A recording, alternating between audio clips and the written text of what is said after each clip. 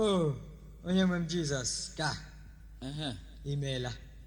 Bịa ebekwana onye. Abụ m onye nga ndị ife iri ahụ igwe ekpentawa. Asị m ka m bịa kelee maka ife ọma i mere m. Ndị fetolu ndị ọdụ ọnwa mekwana ahụ.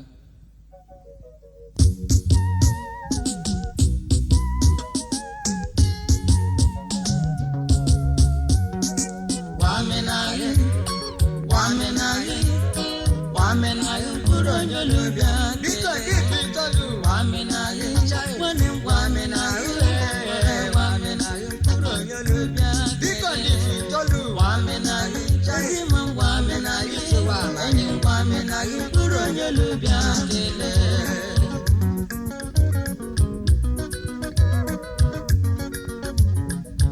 Biko dịka itolu wamenaye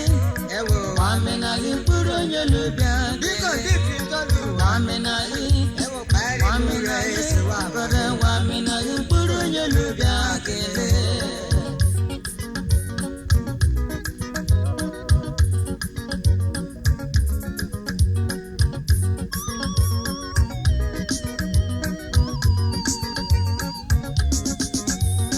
onye ndị firi Jizọs gwara ekpentawa ime mmadụ onye olubịa kelee Jizọs ekwenye ndị fi itolu amaghị mana n'imogo na-eche atịtị onye mmiri kpọpịa wamenaye ezigbo wamenaye mkpụrụ onye olubịa Biko dịka itolu wamenaye Biko isewa amaghị wamenaye mkpụrụ onye olubịa kelee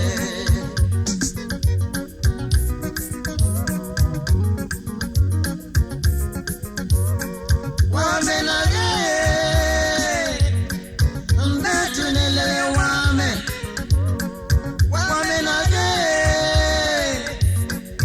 ndetụ na-elere Nne ahụ kwere nwanwu n'obe Biko isiwa amị n'ọlị ya Wanọdụ n'ime ogo na-echere ijefe ifeọma mmeriwa Omole onye olubịa kelee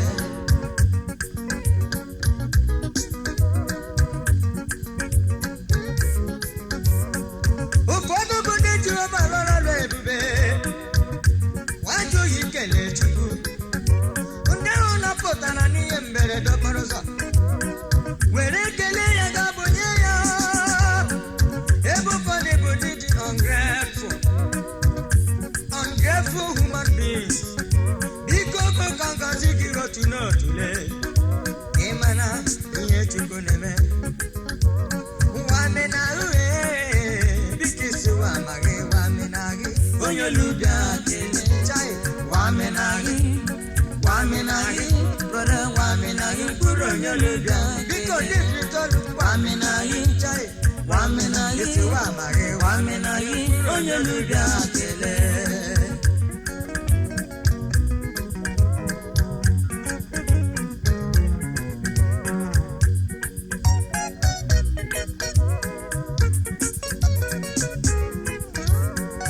akwụkwọ ego bi erọba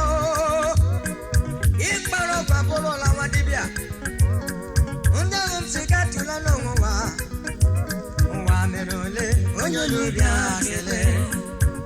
taa n'udo onye galala gị kpamkpam ihe onye ka echetara bịa kelele m n'ụwale lawa asị m ọ dịrịla n'oge mma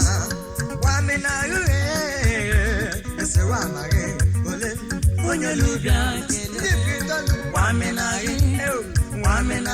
brother wamenaye mkpụrụ onye olubịa ịbịakwa kelee enu ya wamenaye ezigbo wamenaye enyi wamenaye mkpụrụ onye olubịa kelee ife na-eme ndị a ga-eme Jizọs hụrụ ọrụ onwe onye ha resakwa na ịbịa ekele ya ife ọma o mere wee bukatakwa ha ozugbo ekele wa wụ ya ekpa wamenaye wagatuneleyi ọdị mgbagide uju waga onye ka ọ bụ mgbe sọpụ uju ekele Chineke waganeleyi ife oge akpapụsa egwuru ga-abụ ikwe biko nwanne m mba mbọ bụrụ ekele ka ụlọ ukwu ya Chineke ga-anekwa ya ọ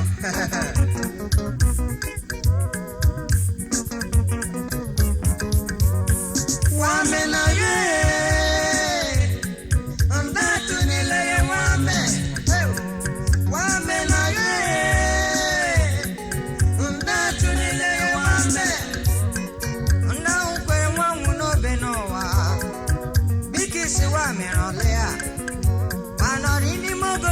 pia chepi kwa mamewa ole onye lubia kele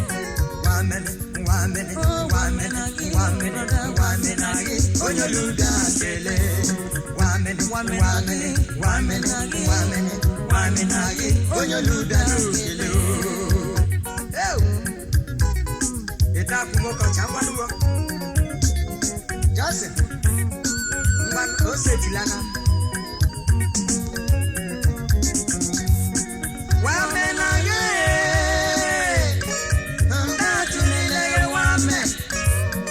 Wamenage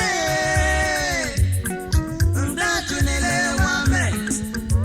Isi la kumoka chabaso